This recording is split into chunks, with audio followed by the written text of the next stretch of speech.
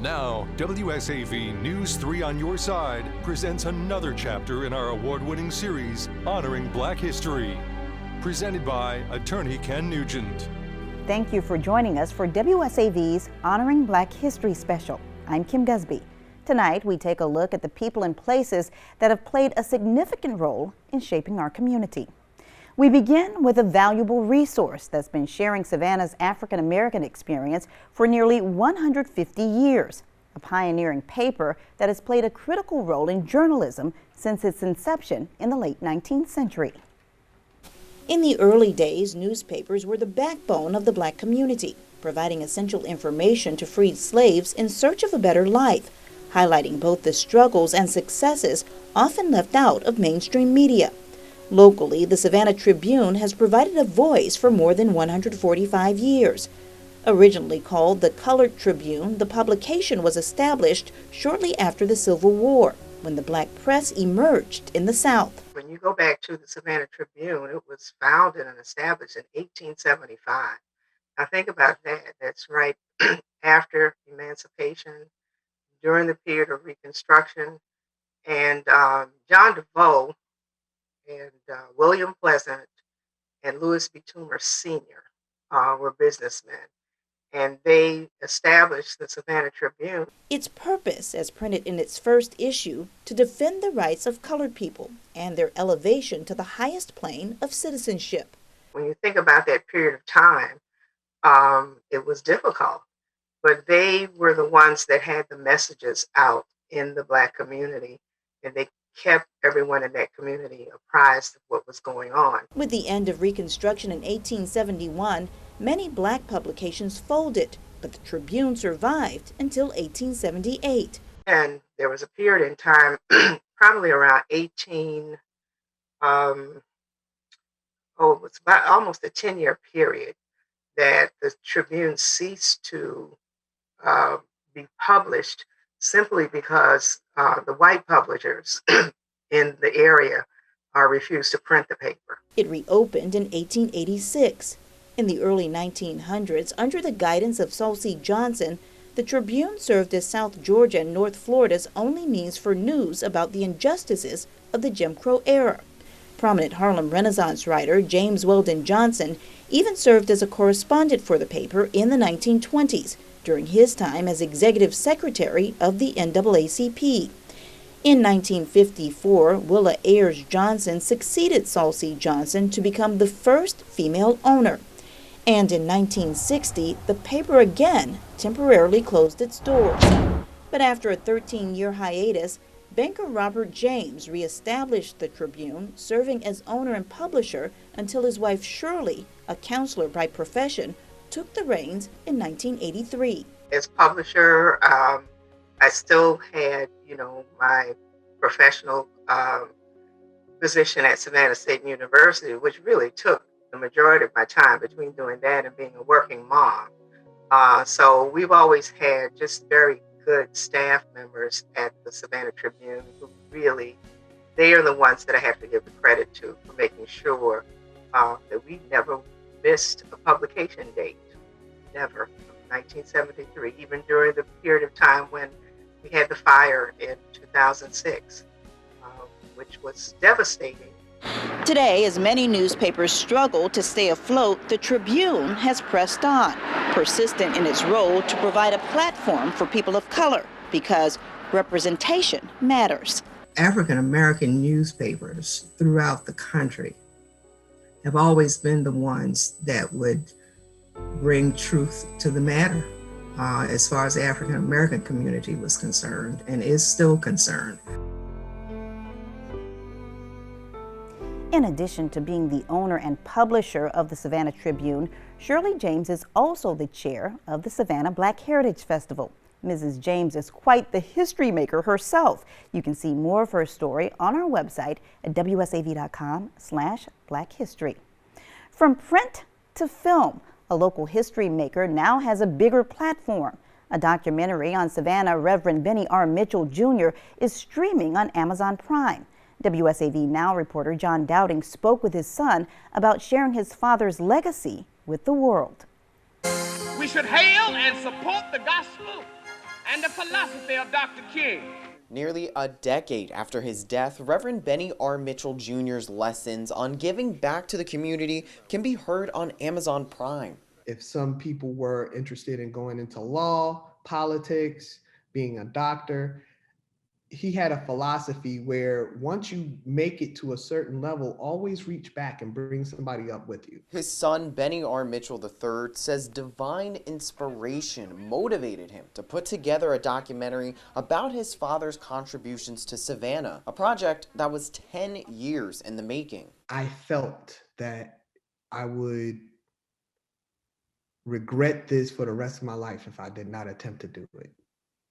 And it was something that was very strong. Since the film first premiered, he learned his father's story was one of many other untold stories of leaders who fought for change. It's amazing how many people are opening up to me about these untold stories because they feel like I can give them a voice. Mitchell says one of his biggest takeaways is how his father's lessons continue to speak on issues we face today. One thing that he believed in was community. And you can't have a community without people, and those people have to be on at least one accord.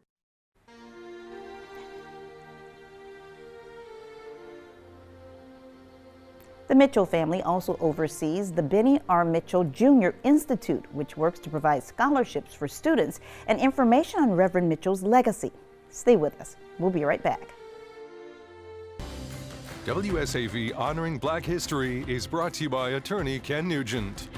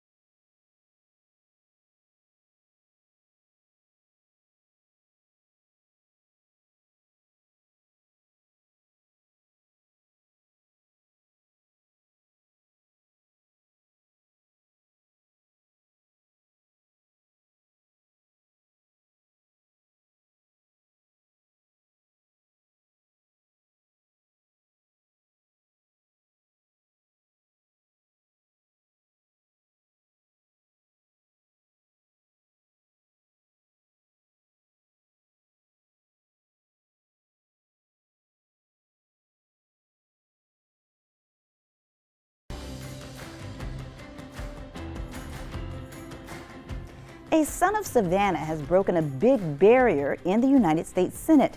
When Reverend Raphael Warnock took the oath of office in January, he became the first African-American senator from the state of Georgia. WSAV News 3's Ben Singer recently asked the senator to reflect on his historic win. And you cannot tell the American story in full without reference to people of African descent. And I'm grateful just to be a part of that story.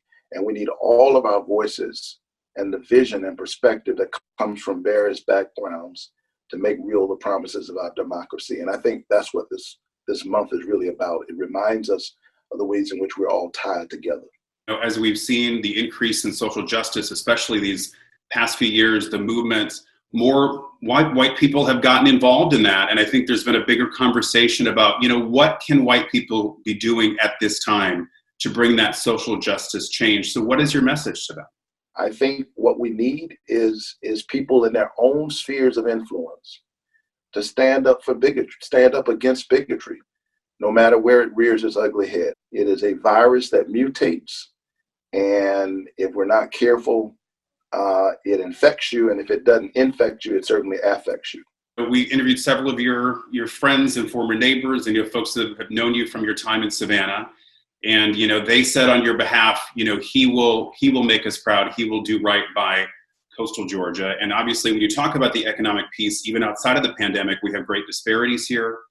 We have, people who have lived in generational crippling poverty. What can you say to those folks? What help can be on the way? What is your vision for how you fix that problem? I'm going to be focused on the kinds of things that give children like the child I was growing up in the housing projects in Savannah a chance. And so one of the things you will see me stand up and fight for over the next few days and weeks is the earned income tax credit and the child tax credit. We literally have an opportunity to lift American children out of poverty, to cut child poverty in half. And we can do that this year. Senator Warnock grew up in Caton Homes here in Savannah. He attended Saul C. Johnson High School, Savannah State's Upward Bound program, and Morehouse College.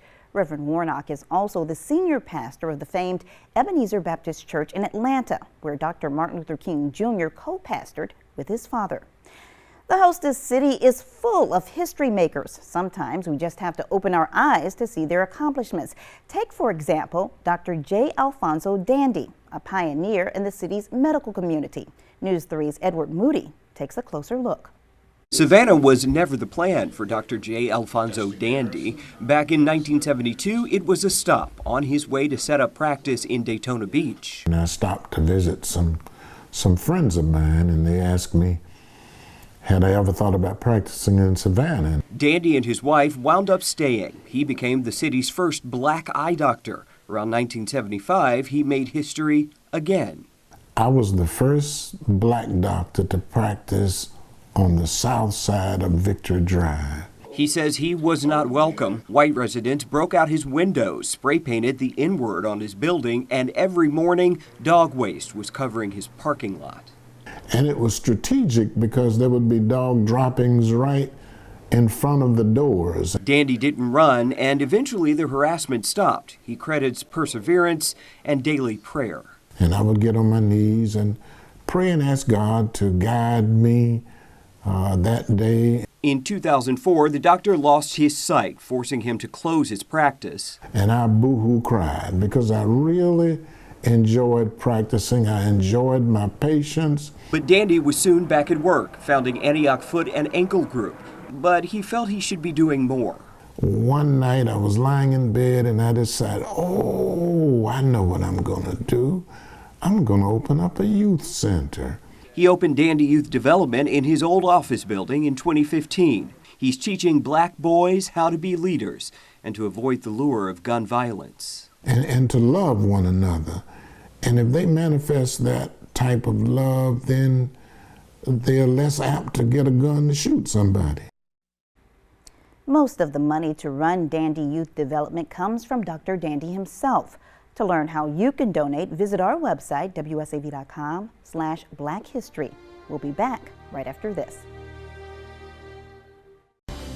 WSAV Honoring Black History is brought to you by attorney Ken Nugent.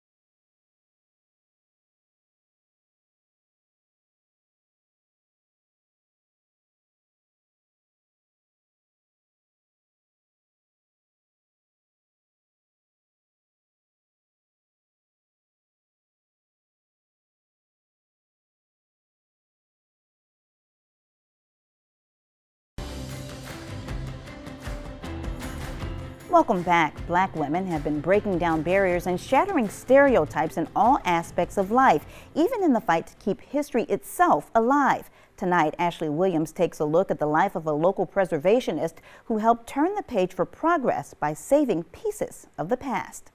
This boarded up abandoned property on West 36th Street doesn't look like much of a museum in its current state. But Deborah Johnson Simon has made it her mission to help secure a future for the deteriorating site of the former Kaya House Museum. The founder of the African Diaspora Museology Institute has worked since 2014 to save the property, one of the first Black museums in Savannah. My organization, ADMI, is interested in telling the stories of Black museums wherever they exist, and those individuals who are a part of this Black museum movement. The historic house was built in 1910. In 1959, Savannah State professor Dr. Calvin Kaya and his wife Virginia converted their home into a museum. The location was listed as one of the Reader's Digest Treasures of America in 1974. As an artist, it was Virginia Kaya's lifelong dream to open a museum that would appeal to everyone. She called it a museum for the masses. But today, the former museum is a far cry from what it once was. After Virginia Kaya died in 2001, the house was left in probate and left to deteriorate. There was a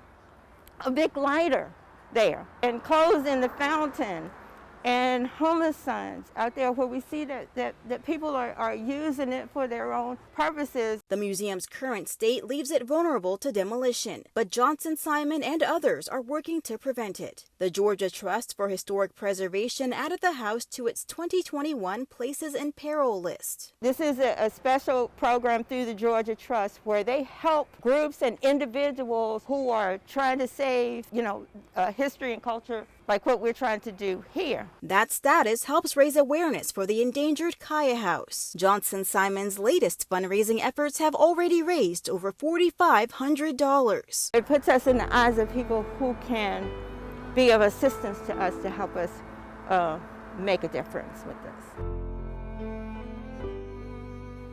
A national conversation continues about renaming monuments and symbols that celebrate the Confederacy.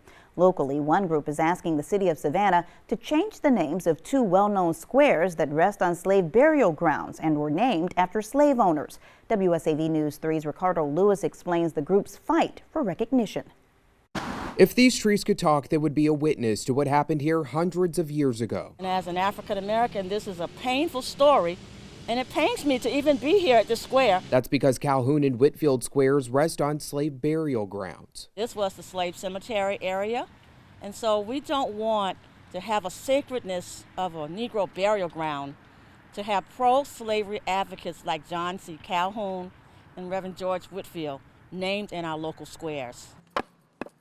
Pat Gunn and Rosalind Rouse with the Center of Jubilee are asking the city of Savannah to consider changing the names of these historic sites and placing historical markers. They say it will help those who visit to understand the city's true history. And I personally don't want any public spaces where taxpayers are spending their money to have something that is causing pain to another group. Calhoun Square would be renamed to Sankofa Square. It's an African word that means go back and fetch it. Whitfield Square would be changed to Jubilee Square after Jubilee Freedom Day. How would you like to be in a position where your relatives are buried and on top of your relatives is someone that really didn't care about you as a human being? Ashe-o, ashe-o, ashe-o. Gunn believes this is a season of deconstructing and revising history to heal the opened wounds. These are sacred places and spaces where our ancestors dwell without a marker. My conscience will not allow us to rest.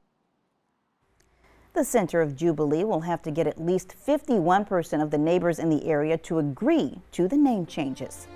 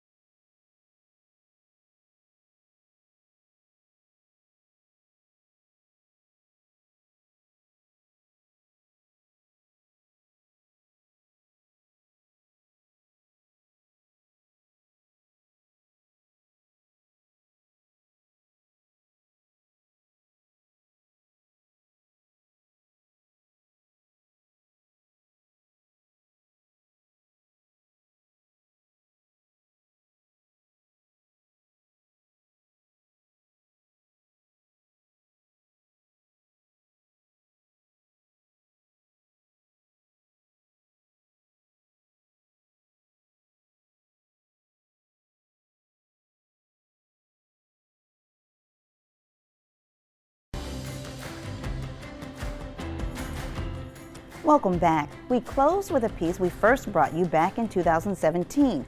A group of unsuspecting girls at the heartbeat of the movement for change. Tonight, we revisit their story, one that was hidden for more than half a century in the tiny southwest Georgia town of Americus.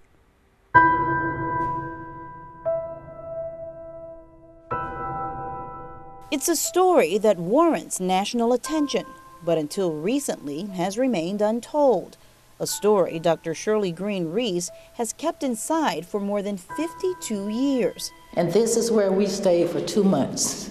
Reese was one of 15 girls thrown into prison during the summer of 1963. She was only 14 years old, the others ranging in age from 12 to 15. We didn't know each other during the time we was here. We was from different parts of the city. Their crime? They marched to protest a segregated movie theater in Americus, a tiny town just north of Albany. Honey, they arrested all of us. And I got in too. Nobody ran, and that was the beginning of our life. Though they were never charged, the girls were arrested and transported to Dawson, some 30 miles away. Early the next morning, they took these young girls, including myself, and put us in a paddy wagon and brought us to this site right here, which is another 25 miles away from our home. For 2.5 months, they were held captive in this old stockade in Leesburg. We was put into this place with no beds, broken glasses, dirty place, no commode, no shower or anything. Just a big dirty place. And we had no food for weeks. And no connection to the outside world. How did that make you feel? Deserted. Deserted from our city. And the worst part about it, we was children. And another part about it, we was young girls, black girls, who was trying to make a difference, who was trying to support the mission of Martin Luther King. Because we wanted equality. You know, we got tired of going in the back doors. We got tired of not being served. We got tired of going, you know, we wanted to go to the front door because we wanted equal rights. We wanted justice. But justice was slow going. Here they would remain until mid-September. Their release, not because of public outcry, protest, or policy, but because of a picture. And there was no NAACP representative who came to these doors. There was no local officials, political officials. They did not come here. The only persons we saw down at this stockade the entire time was Danny Lyon and our parents. Danny Lyon was a movement photographer for the Student Nonviolent Coordinating Committee, or SNCC, when he heard rumors about the jailed girls. They would send him out to different parts of Georgia to take pictures of what was going on in Albany, Georgia, because it was just as bad there. So they found somehow somebody told them about the girls that were sleeping on filthy whole floors or something in Leesburg, Georgia. And they sent Danny Lyons to Leesburg, Georgia to find us. His shocking images would lead to their release. After taking the pictures, Danny Lyons indicated to me that he took the pictures back to Atlanta, to a bathroom where they had a SNCC office in Atlanta with John Lewis and those, and he developed those pictures right there. After developing those pictures, he sent them to Harrison Williams. He was a United States senator who was very connected with the civil rights movement. He sent those pictures to him in Washington, D.C. He presented those pictures to whatever Congress meeting he was in, and they sent an order down to Leesburg, Georgia to release those girls. That's the only way we got out. They returned to school and to life without a word of where they'd been. Too painful to relive, many took the experience to their grave. The stockade girl women are something else, aren't they? But in April of 2015, Dr. Reese and the 8 other survivors spoke publicly for the first time during a commemorative program in Americus, with hopes of bringing closure, peace, and perhaps the possibility that their legacy will long be remembered. We're not hostile. We're just trying to tell a story that need to be told that was hidden 53 years ago. Dr. Reese has a local connection. She graduated from Savannah State. 2 years ago, a historical marker was dedicated, recognizing the Leesburg Stockade and the girls held there in 1963. Thank you for joining us as we continue to celebrate Black history, not only during the month of February, but 365 days of the year. After all, Black history is American history. For WSAV, I'm Kim Gusby.